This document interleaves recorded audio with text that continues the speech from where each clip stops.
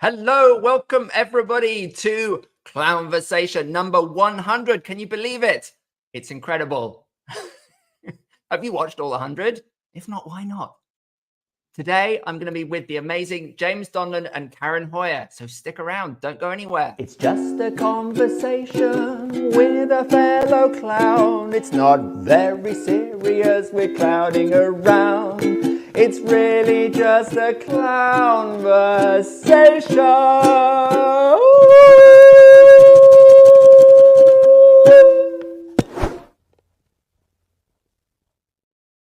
All right, welcome friends. Welcome. If you're new to the Clown Spirit family, you're so welcome. It's wonderful to have you here. Please hit that subscribe button, give us a like, share us with your friends. Let's unleash as many clowns into the world as possible. I'm your host, Barnaby.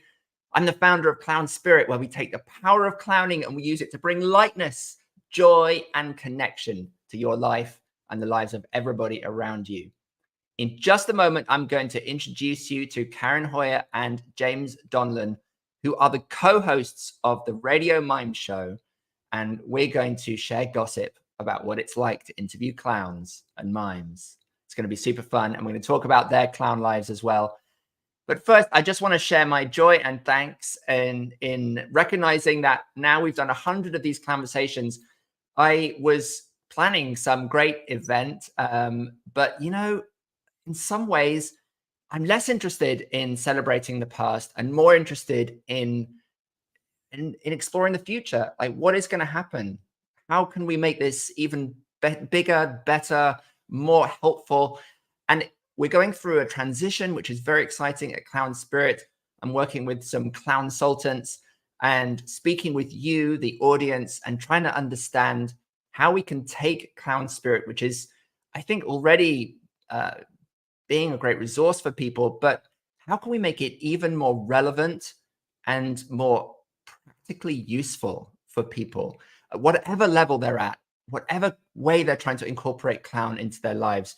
Maybe you're already a working professional and you just need support getting more work, you know, business development, getting more gigs, festival touring, or maybe you've just found out about clowning and you're just trying to learn what it is and how it can benefit you in your life. The whole range, the whole spectrum. We want Clown Spirit to be a truly transformational resource for you. And we're looking at how to do that over the next few years. So that's what I'm celebrating today as we go into 100th conversation. It's the possibilities for the future. So watch this space. And if you have ideas, please let me know. I'm always so open to your ideas. Email me, message me. Speaking of that, let's jump into the chat, y'all. I would love to hear who's there today, where you are, whether you know James and Karen personally. Just say hi in the chat. And if you have questions for them during the conversation, then just throw them there and we'll incorporate them into the conversation. Now, James and Karen are people I've been wanting to talk to for a long time because they run the Radio Mime Show. Sorry, excuse me. And we share something. We have this thing in common. We're interested in the lives and the practice of different physical theater, clown, mime artists. And we're interested in kind of getting under the skin, understanding those techniques, the way that people have trained and developed the work. So I'm really curious to have that conversation with them today. I'm also just very inspired and impressed by their own clown achievements. James has been working as a professional clown and physical theater practitioner since 1970, which was several years before I was born. I'm not going to tell you how many. And he has performed original works all over the world, including at the famed Teatro Dimitri in Switzerland. He's the only physical theater artist invited to perform with the legendary American mime Robert Shields. His work has been described by the New York Times as an extraordinary blend of skill and lunacy, and a lot more besides. Karen is also a multifaceted artist with a deep passion for the visual arts. She has an Etsy store, a whole profile as Dots All Folks. I think that's what it's called. We'll talk more about that. She also works as a healthcare clown. She leads the Chicago chapter or subgroup of Healthy Humor. She leads the Chicago Senior Clown Troupe. She's also a very experienced teacher and performer of clown and mime. So it's really a joy to invite Karen and James onto the Clown-versation stage today. Here we go, everybody. Big round of applause for Karen and James. Hello, hello. This is the hundredth recording. Is that correct? Yeah. Oh, here they come. Here they are. Here they are. Finally, the audience has arrived. Oh, Barnaby at the Mime Radio Show. We always start Oh, with a drink. a tip of the mime wine. So Mime wine. congratulations on your 100th show. Thank you so much. Yep. You've got the real glass, but you're miming the wine. I like that. Who knows? It's a mystery. It's a mixture of mime and clown. Well, It's all about transformation. Transformation. Trance. We're going into a trance. I'd like to see the mime effect of the mimed wine that you just drank.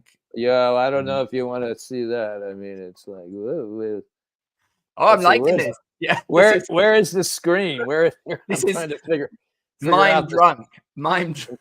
Yeah, I'm trying to figure. Oh, it's backwards. Wow, that's interesting. Okay, I do this. It's my other hand. I see in that my own image on the screen. You know, it's like opposite. So yeah, and now there's three of us. We can also play poke the other person. yeah. Might get a bit personal. Let's not go there.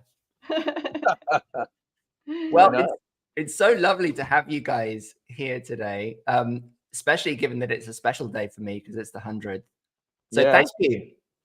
That's fantastic, Barnaby. I mean, the more the arts of clown and mime can be brought to the attention of especially younger practitioners, it's so important that they know some of the history and to know some of the, understand the aesthetics of. It's a very complex world that is so fantastical and wonderful that it's great that you're doing this podcast. Yeah. James, what was your introduction to that fantastical world? How did you get into it? Well, I started, as you mentioned, in 1970, and I actually predate a lot of the really well-known clowns today. Like, in fact, some of them were my students when I was a young guy in my 20s. People like Bill Irwin and Barry Lubin and some of these, giants. I saw Avner's very first one-person show, like probably 5 years after I'd started, in the early 70s. Mm-hmm. So I was an athlete. I was a really good basketball player, and I went to Humboldt State, which is on the lost coast of California, where the redwoods are. And at that time, in the 60s, which is a incredibly charged decade with all kinds of world events. You had the Vietnam War, you had assassinations, you had the moon landing, you had drugs, you had civil rights. It was such a rich period of time. And as most people know, or at least the practitioner know, physical theater, we'll call mime and clown physical theater, tends to blossom when there's social and issues, historical issues happening in the world. So, after my sports career, I was influenced by an acting class just in college, who was taught by a young British guy, Philip Mann, who became a very famous science fiction writer later on, internationally known. So that was my introduction to theater, even though I'd been kind of a clown in my own small closet before that. But that background of physicality, having grown up in a farm community where there was a lot of physical labor and nature, all that contributed to this interest in the transformation of the body through mind and physicality to create in physical theater. And I'll cut it short, but that was the beginning. And, I believe a mime is a clown, is a mime is a clown. The two genres are very connected. There's elements of both in each discipline. So we can talk more about that later. But that was my start. Was you know, taking an acting class in college in 1968, probably. Yeah. And was there a point later that you realized, oh, I'm actually not just theater, but this is this mime clown area that I'm really love? Yeah, in fact, when I started, there were no clowns other than circus clowns, like your famous Emmett Kelly, you know, and Lou Jacobs and people with the Ringling kind of look, you know. There were no theater clowns, and probably not until 1974, there was an international mime festival in Wisconsin at a college, and a lot of the world's greats came to be performers and workshop teachers, and many of them from Europe. So we had Dimitri, who was performing for the first time in the United States. We had Mummenschanz, who are a very famous, you know, worldwide sensation with mask theater. We had the Fialka troupe from Czech Republic. We had a man that many people don't know named Tibor Turba, who was a colleague of Polivka. I don't know if that name means anything to you. These are famous Czech clowns that started the movement or the interest of clowning in a theater on a stage in the United States. So at that time, there was no connection between the circus ring and a theater or a cabaret. So this event highlighted these wonderful, amazing clowns. The word clown became used in another way, not just as the bozo in the circus, so to speak, but the crafted, absurd. You know, Samuel Beckett was, you know, had just been a rage on the world stage with Waiting for Godot, who are actually clowns, theatrical clowns. So this movement of this presence of fantastic, very sophisticated clowning on the stage came to the viewpoint of people here in the United States. And that's where it all started. And soon after, we had Bill Irwin with his Regard of Flight. We had Barry Lubin, who became, you know, a staple in the Big Apple Circus. So that decade of the 70s was the birth of the clown art as a recognized, you know, skillful, dramatic form, other than just, you know, doing gags in the circus ring. Yeah, fascinating. Yeah, and I was going to say, I was lucky enough to be there when that happened, and I was influenced by that. Yeah, and then you came to influence a whole other new generation of clowns, including Karen. That's correct. Right. That's true. So James, was James your entree into clowning, Karen, or had you done some before, or a mime? Well, no, I was really fortunate to grow up with parents that were artists also. My mom is a musician and a piano teacher. My dad was an actor, radio announcer, a classical radio announcer. And so we grew up going to concerts and plays. And I think that upbringing really inspired my sort of lifelong desire to bring the arts to children. And so my parents are very supportive, and I had a great high school experience in the High School of the Arts at University City in St. Louis. And that was in the 70s, what James is talking about. So I was exposed pretty early on to mimes and clowns and avant-garde theater performances. And then when I went to college at North Carolina School of the Arts, of course, that's where I met James. And this whole sort of connection with James goes on like a little theme throughout my life. But I found that when I left college, what I really took away with me from my training was that this desire to be a creator performer, which is what a mime and a clown and a puppeteer artist or a mask artist, we create our own work. And that is so satisfying to me. And that's like this through line. And this grounding that I had training with James at a very early age of mime as this core discipline has also been this sort of through line in my career. So wonderful. Yeah. I have so many incredible opportunities that when I look back on them and I think, well, why did that happen to me? How did I get that? Yeah, it's very interesting. Karen was a possibility. teacher at the Ringling Brothers Clown College when it was operating near its end. And I was a teacher of mime and physical conditioning at the Ringling Brothers Clown College in 1974 and 75. Excuse me, I was a very young guy. And so decades later, Karen had, excuse me, Karen had the same position. So there's this arc of connection through that world, which I think is very interesting. And there's another connection. I don't even know if you know about this, James, but after I finished college and I was performing, and I started a company called Partners in Mime.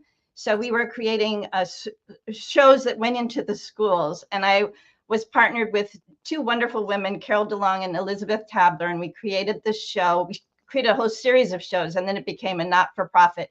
But in the process of that company coming into being, we decided to go to a mime festival in West Virginia, and I was looking for more training. And Sigfrido Aguilar was a guest teacher there and a guest performer. And I took a workshop with him, and he did an exercise that seemed so familiar to me. And James had recently been a guest artist at the Studio Busqueda. And I said, that's so familiar. And he said, oh, yeah, I'm a good friend of James. And so that was the thing that I got to go down to Mexico 2 years in a row and spend like 2 months, 3 months in an intensive workshop, and got this incredible inspiration from Sigfrido. And I have to tell you this also. We went to that mime festival on our honeymoon. I had just gotten married to my husband, Richard, and we had actually changed the date of our wedding so that I could go to this festival. And while I was in Mexico, Richard got a brand new job, and the people at his work, he didn't believe that we hadn't even been married for a year, and they didn't believe I existed because I was gone for 3 months. And there was like this phantom wife of his. Yeah. But I mean, that's the kind of support that I got from my husband throughout my whole career. He has been like the thing that made everything I do possible. So yeah, what's interesting about Karen is, historically, mime has been a white man's domain. Okay, and Karen was even in clowning also. I mean, there were no women clowns. Just when I was working at Ringling Brothers, they were just experimenting with female clowns, and some of the more famous ones were just being introduced at that time. So Karen is one of the earliest women mimes and clowns that there are in the United States. You were among the first. So that's a very wonderful historical note. You're a pioneer, Karen. That's right. That's right. Well, when I joined the clown care unit of Big Apple Circus, there were a lot of people auditioned, but not very many women. And so when I was chosen, I was the girl with 4 guys. And so it was very important for me to come up with the clown character that was female, that I would wear a dress and shake my petticoats and show my underpants and be very physical, but still up in the outline of the girl. So I think it's important that clowns represent the whole gamut of different genders, different races, and different ages. So very young clowns, very old clowns. I think it's really important. Yeah, I mean, at one time, women were not considered neutral enough to be a mime or a clown. In other words, they, so that's very sexist, first of all, and so that's a battle that women have, tried to conquer for decades. How to, we're 50% or more of the population of the United States or of the world, right? So, you know, what's neutral? Like, we're not neutral from a masculine viewpoint, right? Yeah, but you have like all these different stereotypes, and clown Exactly. deals with stereotypes, and you have many more comical stereotypes for men than you do for women, and that's just we're catching up with that, right? Right. I'm curious. Did you have any model? I don't. What I mean by model, or any like a lot of people say Lucille. A lot of women say Lucille Ball was very influential in their approach to comedy. Did you have any figures, that were women that you looked up to or tried to learn their secrets in terms of comedy? Well, sure, and Lucy is like, her little outline of the poofy skirt that's one of the reasons why I chose that costume for Dr. Dot when I went into the hospital. It's sort of a 1950s petticoat kind of a dress, but there are a lot of women that I really admire, Gilda Radner and Whoopi Goldberg and Lily Tomlin especially, that are so adaptable and create these incredible characters. So not live performance, but through television and film. So, and when I started to work on my show, That's Not All Folks, I was struggling to figure out how to put my vignettes together with costume changes, what happens. And so I made a recording of all of the women that I really, really admired. So the little bits of their shtick on a radio as the transition between the pieces. So that was my little tribute to the women that inspired me. Yeah. I always was really upset that in silent film, which I was really interested in high school, that all of the comedy stars were male. The women really get featured. I think it's very interesting, that comment you made earlier, that there were, or maybe still are, more male comic stereotypes. And it speaks to something maybe also about status and authority, and the way that clowns have to play low status and have to be able to make fun of themselves. And that historically, maybe that's been a more attractive or more possible for people who are higher status in society. Yeah, it's all based on cultural, it's all influenced by culture. And our culture gives more power to men. And so when a man is made fun of and loses his status, that's like a really interesting thing for people to see. Yeah. And women don't. And it's funny. It's funny because people, high status, losing status is funny. So in order for women to be funny, they have to also be able to find those high status women to be able to, we need to, it's been more possible as women have become more equal. It's been more possible to also bring comedy for women. Yeah, it's interesting. When Pam and I were working on a piece, she has Pam Chermansky has this very high status Madame Bustier with very tall hair and very pompous. And my character was the low status, the French maid Croquette. And the in between of those two very powerful women and very low status women, and of course having her fail, that was the gist of it. So it works with women. You just have to find those things. James, you were just gonna say something. Yeah, I was gonna say, I was talking about my history a little bit, and you had just recently. I watched the Larry Pizzoni interview that you did recently. Yeah, and he was talking about the Pickle Family Circus. So, and then us speaking about women.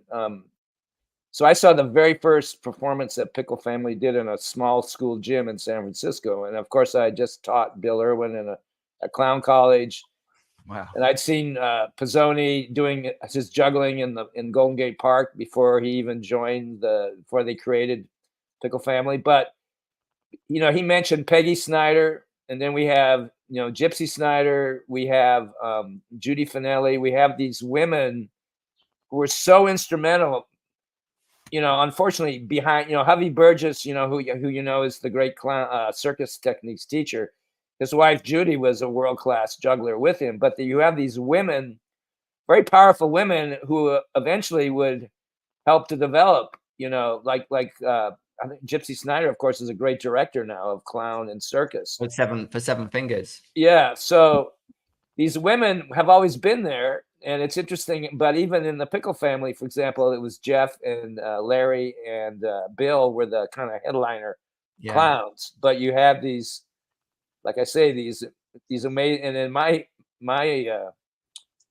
background, you know, there are these very powerful women who were very influential, but unfortunately, they somehow, they don't through get historical perspective, got pushed to the side. You know, so is this? Let's shift the conversation a little bit to your show. I'd love to talk a little bit about the Radio Mime Show, and it looks like your earphones. Barnaby, it's the Mime Radio Show. We put mime first. Thank you. Yeah, I mean, speaking about women, I mean, Karen is very strongly adamant about at least 50% of our guests be women, and I totally agree. So we've tried to search out those women that those kinds of women that I was just speaking about, to provide a spectrum. Yeah, right. And I'm curious what conversations you've had about this theme, or has this theme of gender come up a lot in your interviews? Well, it's kind of interesting because of what you said about like the reason in your introduction about why you're doing your podcast. And I think our approach, James and I, were looking to make an archive so that we would capture these conversations with people that have been influential in the mime, clown, and physical theater world. And so there are many, many men in the mime world that have been around for a while that we wanted to capture those conversations with them. And so we're talking about this period of the beginning of the excitement about mime and physical theater, that men were dominant. And so it's harder to find the women, although the next generation and the generation after that, there are more women. Yeah. And hopefully like a resurgence of and more equality. Let's have I'd love to just share your amazing website here and just sort of acknowledge the work that you guys have done and the people you've spoken to. So for people who haven't heard of it, Karen and James host this Mime Radio Show. And I think you guys started almost the same time I started Clown-versation. I think it's about 3 years ago, right? Yeah, I mean, our podcast started out of the pandemic. I don't know how you felt about that, but we, you know, it's a very interesting time, you know. So being creative people, what can we do to? Well, this might be a good time to try something like this. And it's interesting that a lot of our guests are clowns, like Geoff Hoyle here, who you're passing by. He's one of the classic theater clowns of all time, you know, and he was also studied mime in the earlier periods. A lot of these people have clown, like here's Joan Shirley, who was one of the founders of Del Arte, which is a kind of a commedia dell'arte clown mime institution. Here's Avner. So if you look at it, we were trying to alternate between men and women. So, you know, you have Karen Montanaro, and who has an incredibly long, beautiful career as a mime, and a teacher with her husband Tony, and the Chameleons are good friends. They're actually the ones that just interviewed James in the last episode. But there's a partnership between man and a woman, and they're combining their backgrounds to perform. And then Robert Francisconi, who was also one of my wonderful teachers when I was at North Carolina School of the Arts. So he was. Here's Carlos Martinez, who's a Spanish mime. But the influence, the the mixing of the genres of mime and clown are, indecipherable in many cases. Like I believe to be a good mime, you have to be a good clown, and to be a good clown, you have to be a good mime. So, we can talk about that later if you want, but it's the two forms. Maybe the tools are a little bit different by choice, but two big heroes of mine, Marguerite Matthews and Dodi DeSanto, and Duo Finelli, that are incredible, very, very funny women. Yeah, Dewey Finelli is in honor of Judy Finelli, who was the wife of Javi Burgess. And Judy helped start the Circus Center in San Francisco. So, yeah, an amazing group of people that we've been able to meet online and find it's out. Interesting. Yeah, when we first started, a few little comments would be, "Oh, this is too academic. It's too it's not entertaining, and it's boring, and a lot of old people." And I mean, we didn't get many comments. I mean, most of the comments have been really, really positive, but there's one or two like that. And my reaction would be, well, of course it's academic. I mean, there's a lot of knowledge here and a lot of history here that people need to learn about. And if you want to call it academic, fine. But for me, it's a big scrapbook.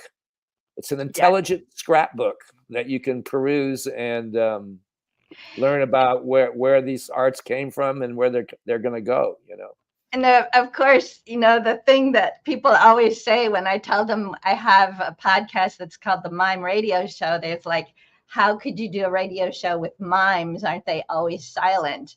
And that truth is that mimes love to talk, and they have so many incredible creative ideas, and their philosophy is always really interesting to get into. Why do you do what you do? Why do you pursue this art form? So let's face it, it's not a recognized, there's a stereotype of both clown and mime in the United States. And of course, other parts of the world, there's that famous saying that practitioners sometimes quote, like, if you're in the United States, they say, "Oh, you're a clown." And if you're in Europe or someplace, they'll go, "Oh, where did you study?" Someone will ask you, "Where did you study?" So right there, you have this different take on the art of the clown or the mime in terms of a unique art form. That's the mime and the clown were there at the beginning, before we had the arts of today. That's the source of art right there. So James, when you started making work, like of your own work, did you have a sense that like, did you call yourself a clown or a mime, one or the other, or were you? I went through a phase. I studied first as an actor. Like Geoff Hoyle has a great quote. He says he's an equity actor too, and he's been in some Broadway shows and so forth. And he still acts in legitimate theater, even though he's a wonderful master of clowning. He says that when I'm acting, I'm not always clowning. I don't know if he said this in the interview that you did with him. Yeah, he did. Yeah. Yeah. And when I'm clowning, I'm always acting. So in my background, I started out as an actor. The mime bug, in the more traditional sense, bit me. So I had a white face. And if you go through all the photos of there's a timeline on my website, you can see my whole history. But a lot of early photos have a white face. And then around the mid 70s, when I worked with Karen when I was her teacher, I'd been exposed to Dimitri and some of the European clowns with the red nose. Lecoq training was becoming more popular. Like Avner had just gone to Lecoq. I would have actually been a classmate of his, but I got the job at Ringling Brothers instead. So I decided to make money working in the clown world rather than go to the Lecoq school. But so I started exploring speaking and costume, and I dumped the white face and I used a red nose. This is from the 1975 in San Francisco, and I created some clown plays. I have a lot of video that I need to post at some point about the kind of things I've done. But so for about 10 years, I became what you would call a mime clown or a clown. I mixed the two genres. In one show, I would have clowning. I call it theater clowning, classic clowning, and then there would be classic in the DONLON style mime, all in the same program. And I would find transitions between the two. Okay, so there was a distinction for you in terms of I'm doing something that's clown, and right now I'm doing something. Yeah, and you know, of course, throughout the decades in the United States, particularly, how you label yourself is really complex. Like the term new vaudeville came about because people like Bill Irwin and Larry Pizzoni and others, Avner, were trying to find a way to, how do we market ourselves that's comfortable to the public? Because the stereotype of the mime with the box and the clown with the horn or the blowing up balloons was, you know, rampant, right? Or becoming so. Yeah. Mainly because a lot of people could do that, you know, and then on the street, and suddenly, you know, the image of the mime and the clown became this very limited form, right? I can see that there's a pragmatic reason for that, but I'm wondering if, like, there's a formal distinction I can see, like the nose versus the makeup, the speaking versus not speaking. But what about in terms of the relationship with the self as a distinction? Is that one way of thinking about it? Like, clown is more sort of an exploration of one's flaws, that people talk about that as a root of clowning, versus mime, which is more of an external, a physical comedy, perhaps. Or so that's the issue. They're the same thing. Karen, you talk about it. Yeah. Well, I don't see it that way, because I think of the art forms as more integrated. Yeah. Because I think, and this is my training from going to North Carolina School of the Arts, where mime was a core discipline that underpinned everything that we did. And that's coming from James's teaching of how we did mime. It was a physical discipline that helped you figure out, how do I move? How do I have discipline in my movement? How do I know my body and know what I can do? And if you don't have that kind of grounding in mime, I know that if you have that, it's going to make your clown be much more powerful, because you're aware of those things. You're aware of timing, you're aware of precision. And so everything to me kind of blends together. So if I'm doing a clown character, there is an aspect of the physicality of mime in that character. And that's just because that's where I started from. That's my roots. Yeah. I mean, people like Dimitri, a lot of folks in the USA don't really know, but he was a force of nature in Europe for decades. He started out in the company of Marcel Marceau in Paris when he was a young man in the 50s. But to me, there's no difference. I mean, you have to have the same tools to do both forms. You know, there has to be inner life as a mime. There has to be inner life as a clown. You know, this quote by Geoff is so, you know, intuitive, like where that acting craft is so important. And like, I feel the dance of the clown is lost in contemporary clowning. And what do I mean by that? That somewhat some of the things that Karen was saying, that there's a sense of time and space that is organic to the way things are, which is about movement. I mean, dance, contemporary dance takes that to an extreme. That's an art form in itself. But there's a sense of connection to the tools you use, the sounds that the tools, when I say tools, like what you could say, like a unicycle or a ball or a, you know, whatever you're using, you know, there's a connection, there's a spirit within those props.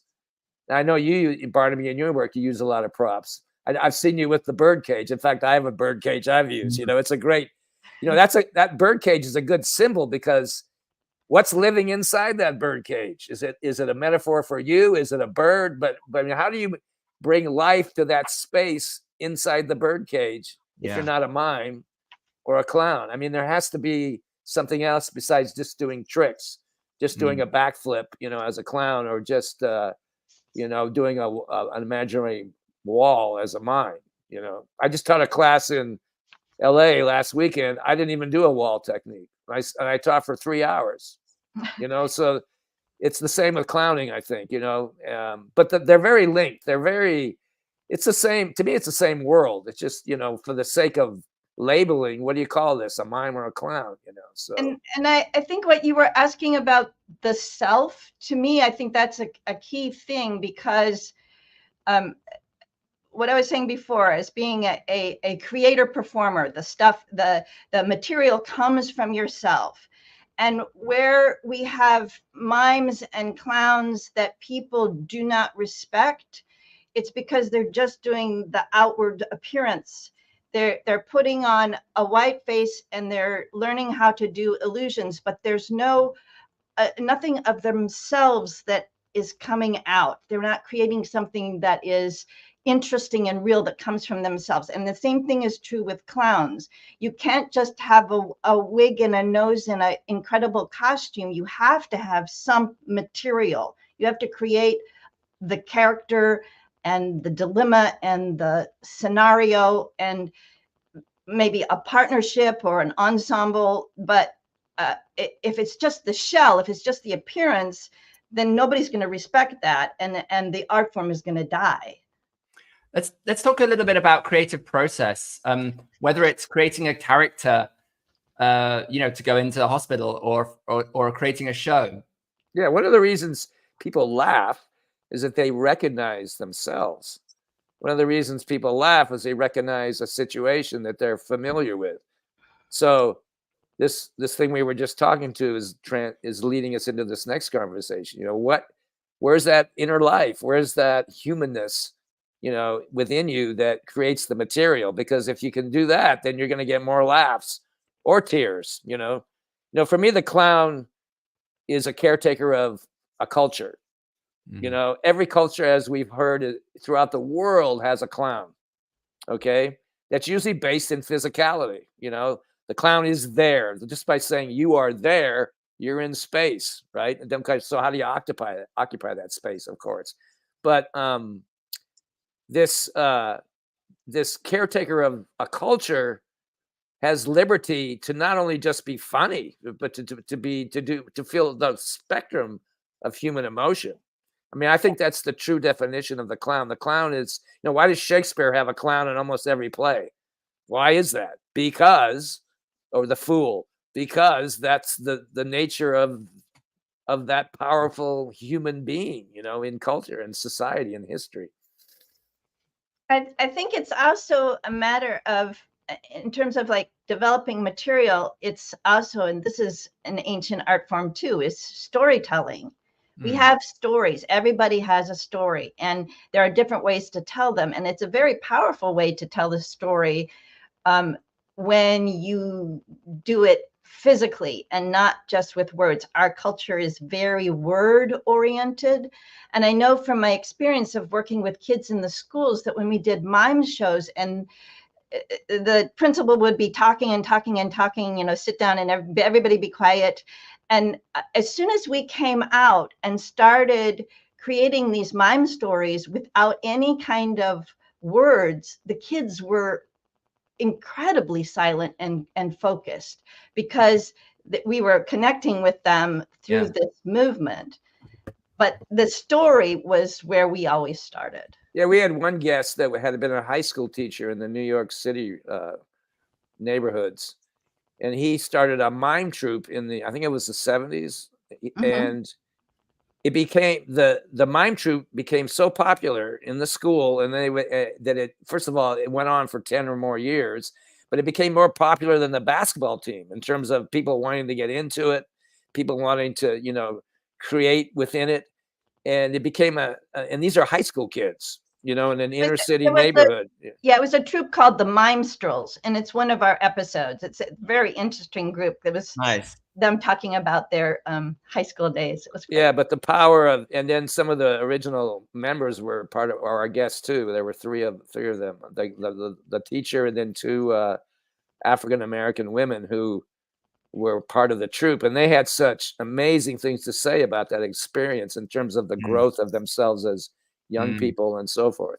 So this process, but you can't communicate without tools, right? So like I always use the unicycle as transportation, not an act in itself. Like I could do things with it that were skillful, but the overall important thing was I have to get from here to there, or this is how this guy gets around. So, You know, so you talked about story, and Karen talked about story being at the base of everything, like motivation. These are theatrical kind of terms. And so when you get in a space, and you guys, anyone can answer this. If you're making a show, you want to make a piece. How do you, what's the first thing you do? How do you start? I have this funny sort of, when I look back at my pieces, I have this funny realization that a lot of my characters started from a costume. So I found a costume and I thought, this is a great great character. Who is this character and where do they live and what's their story? Or I had a particular skill. I had a little puppet that was a ballerina. Where are we going to go with that? I was learning how to play the saw. What it's like James's unicycle. It's not, I'm not just going to come out and play the saw. There's got to be a story about this person that's attempting to do this weird skill of playing the saw, right? Yeah, there's a photograph of me somewhere, but one of my sort of popular images in the 70s and 80s, which I think that those 2 decades were kind of the heyday of busking and theater, mime, and clown. You know, there was a lot of it happening, and a lot of these people that we've both interviewed were flourished in that time period. But I remember I was riding the unicycle and I said, wow, I bet a trombone, if I could ride the unicycle and play a trombone, that would be an interesting visual. And then this trombone that was given to me by actually a classmate of Karen that had been an old band, high school band trombone that I learned to play one song on because I wanted to create this image of this character. And then the trombone had the spit valve was broken. So I said, I'm going to hang an old sock from that. So the visual was, which is pretty interesting, a guy riding a unicycle, playing a trombone with its shape, and then a sock flowing like a flag from the front. So like Karen says, some of this can come from a visual sense, or something you see, or how you feel that day. Like if you're conscious of the world, I mean, actors and dramatic creators have to be conscious of what's going on in the world. Well, the clown and the mime has to do the same thing. You know, that, I mean, Marceau was, he captured an age of human experience, and some of the great clowns were observers of what's happening around, like all those great circus clowns, Emma Kelly, and particularly where who developed the whole tramp look. That, there was a depression in the 30s or 20s. Yeah, so I'm sure he looked around and he saw all these guys that were out of work, and he made a character out of it, for example. Karen, what are you working on at the moment that's really motivating and driving you? Well, I have lots of pieces that I've created over the past 2 years or so, some at the workshop that I did with James and Ashlyn, and trying to just come up with a show that is just mime, which I think I enjoy so much being a clown and creating these clown characters, but to also go back to my roots and just do a pure mime piece, show, and then not have to carry around all those props. That would be kind of cool. That is cool. And do you have a director, or are you just working in a studio on your own? How do you work? I think what I usually do is I do believe that a director is very important. And I've always, when I get to a certain point, I always seek out a director. And a director for mime and clown, I think, is very important, an outside eye. And they have to be the right kind of person, because it's the performer's material, and the director doesn't come in to change it, but to sort of reflect. So you have to find a good director. So when we get to that point, I also have a friend who's a really wonderful storyteller, and my husband, once again, being the person that supports me and pushes me, says, oh, the two of you should get together and do a show together. So we have this sort of idea of doing a combination stand-up comedian storyteller with clown interruptions. So that might come to be. That's the beauty of the clown art and the mime art, is it's so ingrained in other forms. Like you could say that a stand-up is a clown, of course, but uses just words. And there seems to be a movement in LA right now. Well, in fact, one of the things I'm doing is I'm spearheading the first LA Mime Festival. and it'll be at a college in the center of LA who's donated their facilities free. And it will be a regional thing to begin with, but they had recently started a New York City physical theater festival. There's one in Chicago. And there seems to be a need now or an interest from the younger generations to these physical, more abstract forms. Whoops, somebody's phone's ringing. What was that? That wasn't me, I don't think. Okay, maybe it was. Maybe that's the god of mime. But it's interesting. I also am working on things like pure mime now. I'm kind of going backwards because of all this experience I've had in clowning and acting, and now trying to relook at, the world might be ready for pure mime in a certain sense. I'm also interested in the South American markets. Latin cultures have an incredible surreal take on the arts and in life in general. I'm bilingual. My wife is Cubana, from Cuba, and we travel quite a bit to South America regions to perform and teach. So it's an evolving form, and all the arts go through cycles. Like there might be a famous band from the 60s and then disappears, and then suddenly there's a renaissance of the music. So I think that's true with clowning and mime. There are periods of renaissances that happen, and very often it happens when there's chaos in the world. And I think this is a very chaotic time in our world right now. Right. So look for your next clown or mime on the in the next room soon. Coming to you soon. And Karen, you're really involved in healthcare clowning, and that's one. It seems to me like a growth area where clowns are having real life impact. Yes, yeah. I work with Big Apple Circus Clown Car, and then which evolved into Healthy Humor, and so that was a good portion of my career, and a very influential. If you're in the hospital 3 days a week, which is the way it started here in Chicago, you develop a lot of skills as a partner, as how to read the room, how to improvise, how to build up your different skills. That was like an amazing job, and it puts you in a place where you have to be in the moment, because you are uniquely present with the person in a time that's very traumatic. And everybody that visits them, the doctors want to know what's coming in the future. The parents are worried about what happened in the past. Everybody's thinking about like the past, the present, the future. But you as a clown doctor are only there in the present. And that should be true of any kind of performing.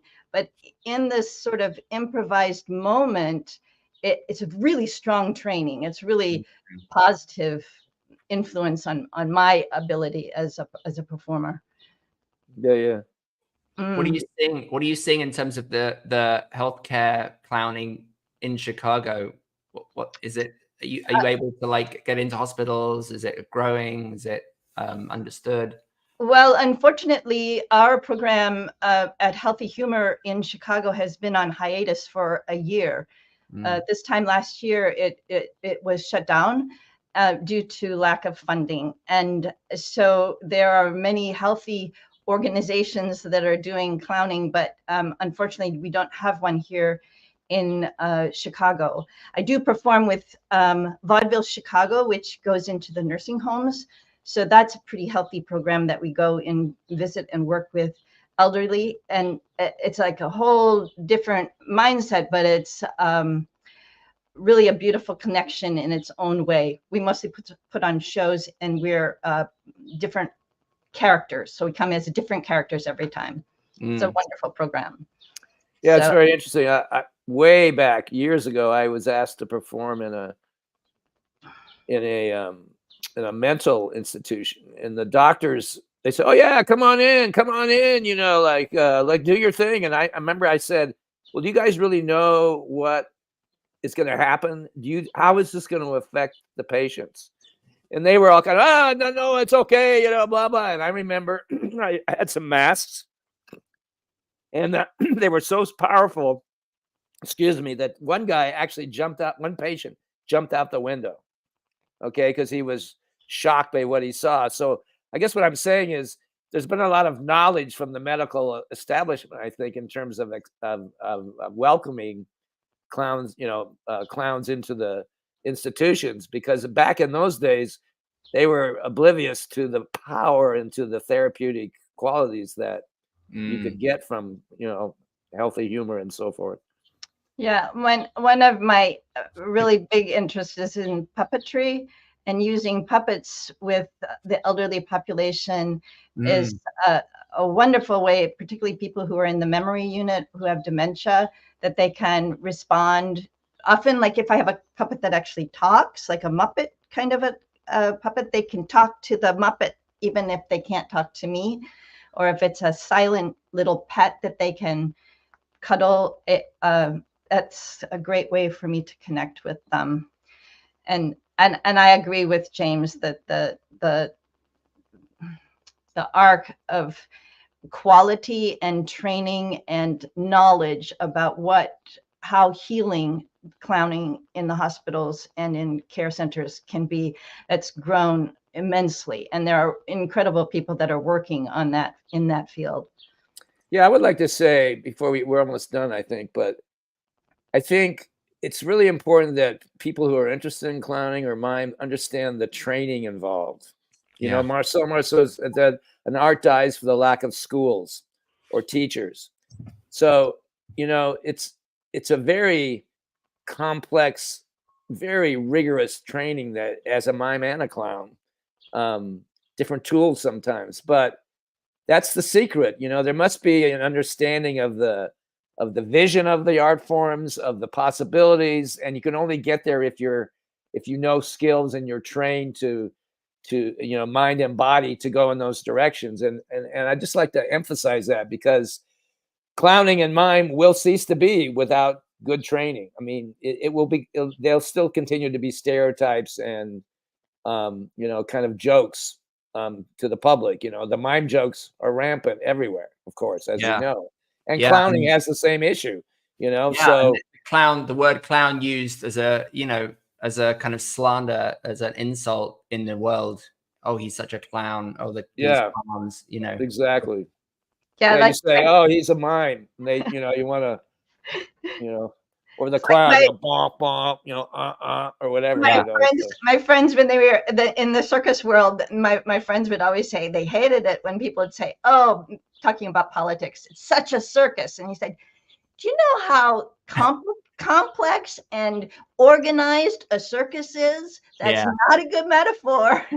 And it's interesting, isn't it? It's like circus has become kind of a synonym for chaos and disorganization. And in fact, it's kind of the opposite. But I suppose the fiction, the world of the circus creates that feeling, just as the world of the clown creates the feeling of chaos or of. There's also a wonderful difference between the 3-ring circus, the old ringling model, and the 1-ring circus, the European. I mean, which is more like a theater event. So people who are exposed to a 3-ring circus, it's nothing like a 1-ring circus. So I can see how it could appeal, seem to be kind of chaotic, even though it is organized, Yeah.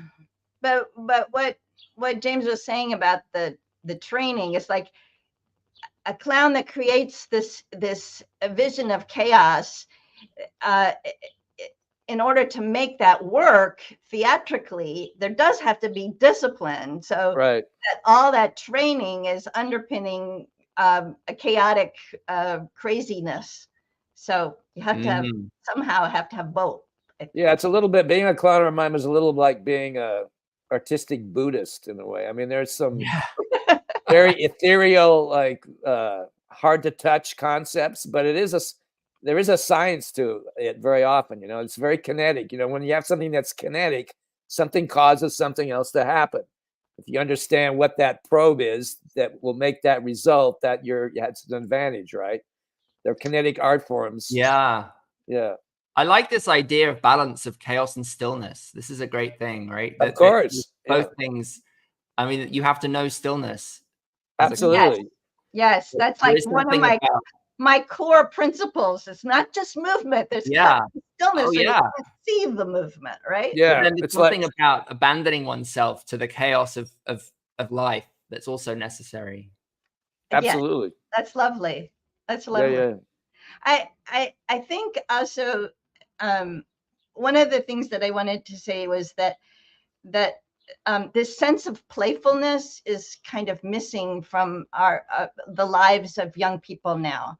I think that when you're a kid, you're curious, you're exploring things, you have a sense of joy, and then as an adolescent or a young person, earlier and earlier, these kids are becoming cynical and passive, and we absolutely need the idealism of young people in order to persevere. And if we don't have that, then we're lost, because as we get older, we're more experienced and we don't have that idealism and that playfulness.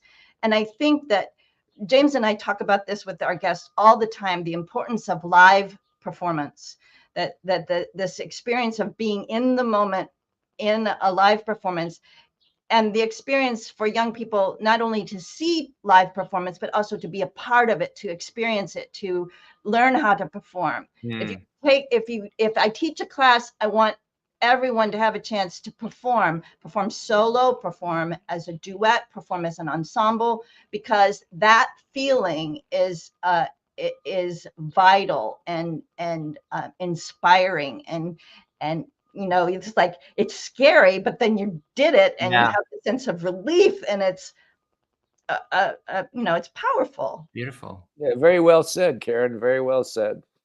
Well, speaking of that, children performing, I have to go and see my own children performing in about a quarter of an hour in a show. So what did they do? What are they doing? It's just a camp that they've been in for the last week, and they've devised the show, and it's going to be delightful, I'm sure. Oh, it's fantastic. wonderful.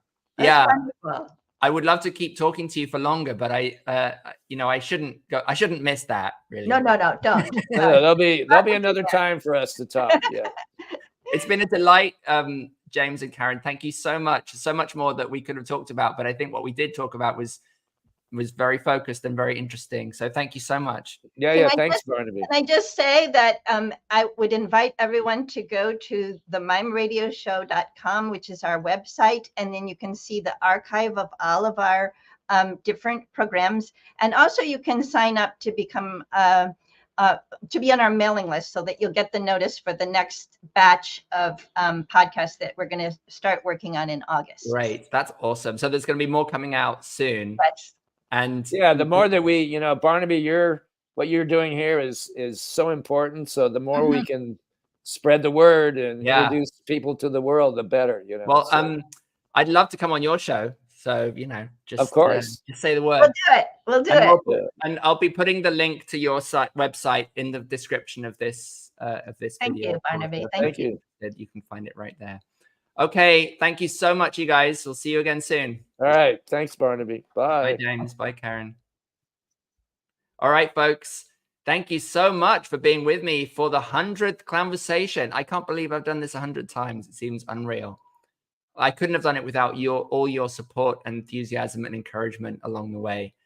Really, it means so much to me that people, I keep hearing stories about how people love listening to these, and they listen to them while they're cooking, while they're in the car, all the time. They binge them. They get so much out of them. So I'm so pleased to have brought that, and I'm going to keep bringing it. So thank you so much, everybody. And this is over and out for this season, and I'm going to be starting up again in September. So, of course, as always, keep clowning. Bye for now.